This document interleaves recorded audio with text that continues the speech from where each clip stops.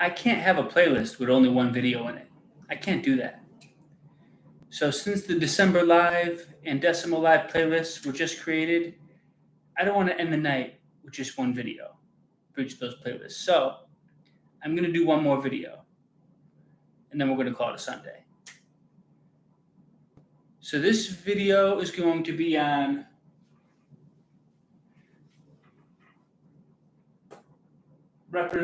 representing, how do I explain this? Let's see.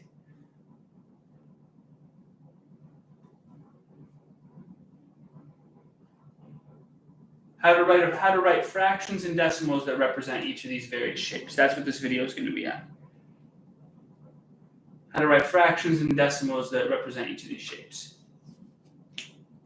So there are 100 total squares in this shape here. So that in the denominator for each of these, we're going to write 100.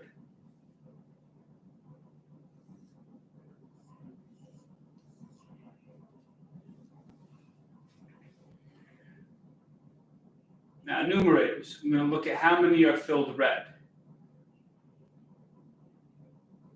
So I could count each individual red box, or if I want to do it quickly, since I know there's 10 in each row, I can count by tens. 10, 20, 21.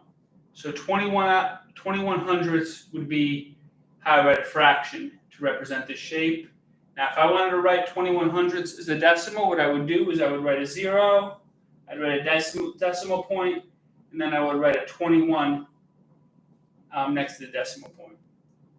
So this is how you write 21 hundredths as a fraction.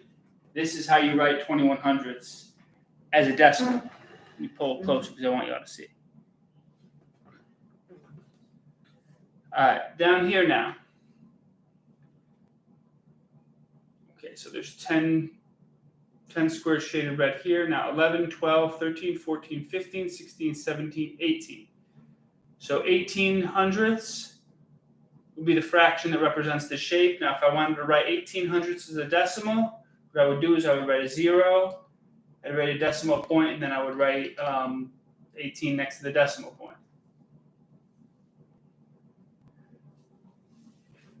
So this is how I would write 18 hundredths as a fraction.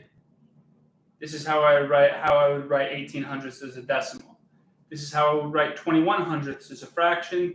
This is how I would write 21 hundredths as a decimal.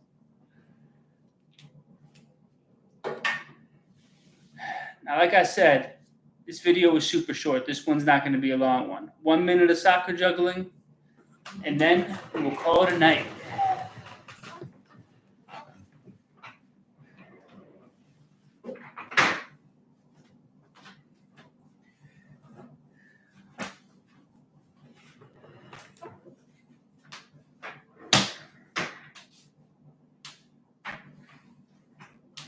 Here we go. 1, 2. Timing and balance. Timing and balance. All right, here we go. Ah, man.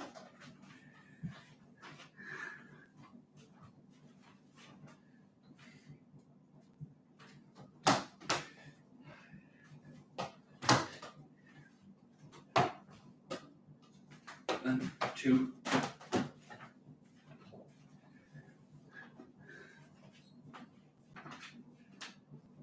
Minutes up. Most I got for dribbles is 2. Sometimes you got to know when to rest. Resting is an important part of progress too. You don't want to overtrain and overwork your body where you're tired and your body cramps. So that is my video for today. Please like, share, comment, and subscribe. Write in the comments. Let me know if this video was helpful. If there's another area of math that you're struggling with, write an example of a math problem or an area of reading that you're having a hard time with, and I will do a future video on it. All right. Good night, everybody. I will see you all on Monday.